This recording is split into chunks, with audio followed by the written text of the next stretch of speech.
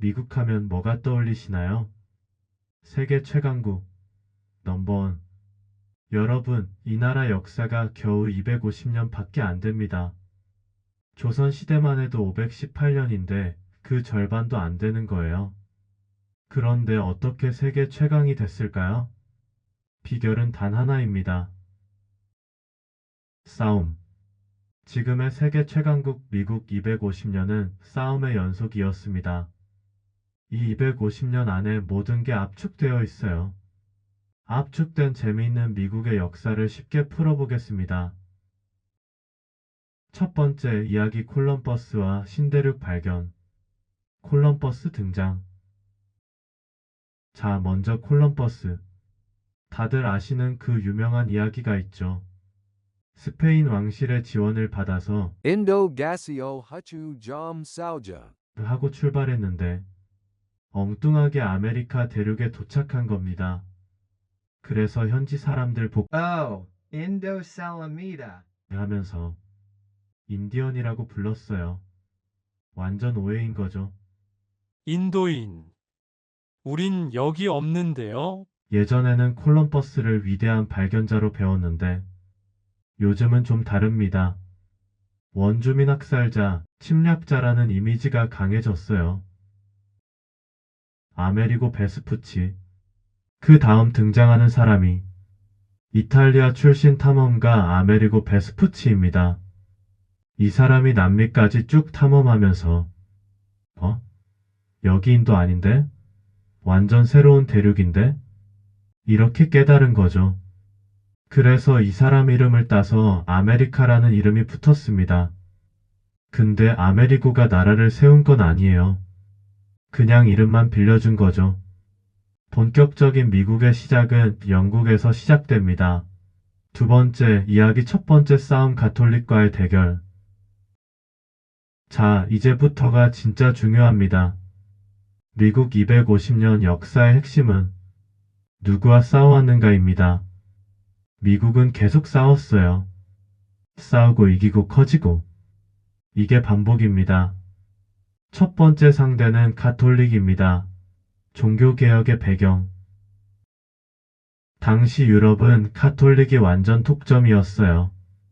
교회가 곧 권력이었죠. 근데 문제가 뭐였냐면 부패가 심했습니다.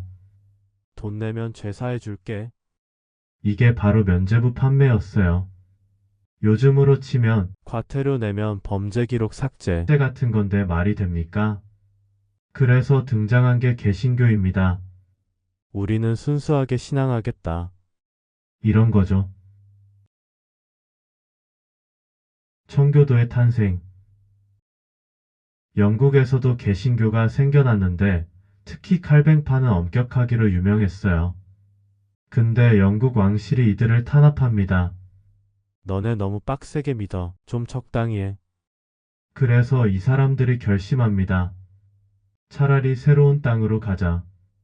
이들이 바로 청교도입니다. 순수한 신앙인이라는 뜻이에요. 이 청교도들이 배를 타고 대서양을 건너서 아메리카로 갑니다. 이게 미국 식민지의 진짜 시작입니다. 미국은 개신교 국가. 그래서 미국은 기본적으로 개신교 국가예요. 가톨릭 출신 대통령이 역사상 거의 없습니다. 최초의 가톨릭 대통령이 누구냐면 바로 존 F. 케네디입니다. 1960년대에 처음으로 가톨릭 대통령이 된 거예요. 그만큼 개신교가 뿌리 깊은 나라입니다. 원래 목적이 뭐였냐면 청교도 목사 양성소였습니다. 지금은 세계 최고 명문대학이지만 처음엔 신학교였던 거죠. 뉴욕은 원래 네덜란드 땅이었어요. 이름도 뉴암스테르담이었죠. 암스테르담의 새 버전이라는 뜻이랍니다. 나중에 영국이 빼앗으면서 뉴욕이 됩니다. 세 번째 이야기 두 번째 싸움 영국과의 독립전쟁. 13개 식민지. 이때 미국 동부 해안에는 13개의 식민지가 있었습니다. 각자 독립적으로 운영됐지만 결국 다 영국 땅이었어요. 영국 입장에서는 Uliga yogi tujaha ashanika segium jom ne. 이런 거죠. 보스턴 차 사건.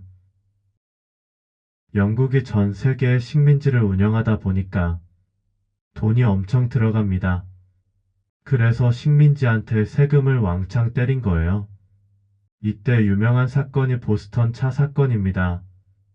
영국이 차에 세금을 엄청 매기니까 화난 사람들이 이거 억울해서 못 참겠다 하고 배에 실린 차 상자를 전부 바다에 던져버린 겁니다. 요즘으로 치면 배달비 너무 비싸. 음식 안 시켜. 이런 수준인데 규모가 어마어마했어요. 이게 도화선이 되어서 미국 독립전쟁이 시작됩니다. 독립전쟁 승리의 비결. 그런데 생각해보세요. 영국은 당시 세계 최강국이었어요. 식민지 주제에 어떻게 이겼을까요? 비결 1. 프랑스의 지원. 프랑스가 영국을 견제하려고 미국을 도와준 겁니다. 영국 싫어하는 적의 적은 친구다. 전략이죠. 비결 2. 미니맨. 현지 민병대인데 이름이 재밌어요. 1분 안에 달려온다는 뜻입니다. 소집 명령 떨어지면 1분 만에 무장하고 집합. 게다가 지형을 너무 잘 알잖아요. 게릴라전으로 영국군을 괴롭힌 겁니다. 정규군대 게릴라.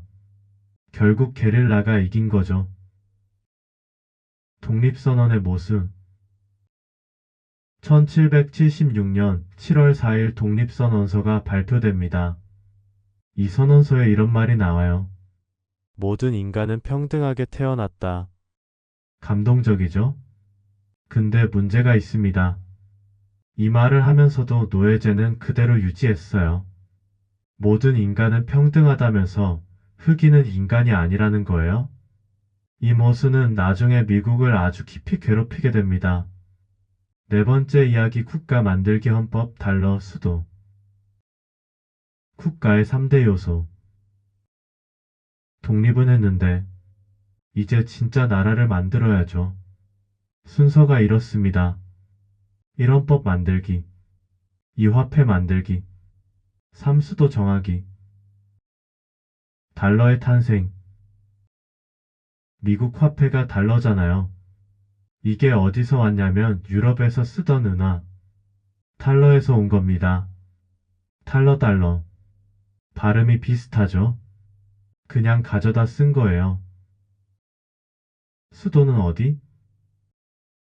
초기 수도는 워싱턴 DC가 아니었습니다. 필라델피아였어요. 독립선언서도 여기서 발표됐죠. 그러다가 제3대 대통령 때 워싱턴 DC로 이전합니다. DC가 뭐냐면 디스트릭트 오브 콜럼비아. 콜럼비아 특별구라는 뜻이에요. 어느 주에도 속하지 않는 독립된 수도권입니다. 우리나라로 치면 세종시 같은 느낌? 5번째 이야기. 3번째 싸움. 영토 확장 전쟁. 서부로. 독립은 했는데 영토가 너무 작았어요. 처음 미국 땅은 미시시피강 동쪽까지만 이었습니다. 서쪽은 전부 프랑스 땅이었어요. 루이지애나 매입. 그때 프랑스 황제가 누구였냐면 바로 나폴레옹입니다. 나폴레옹은 생각한 거죠. 저기 땅 너무 넓어서 지키기 힘든데?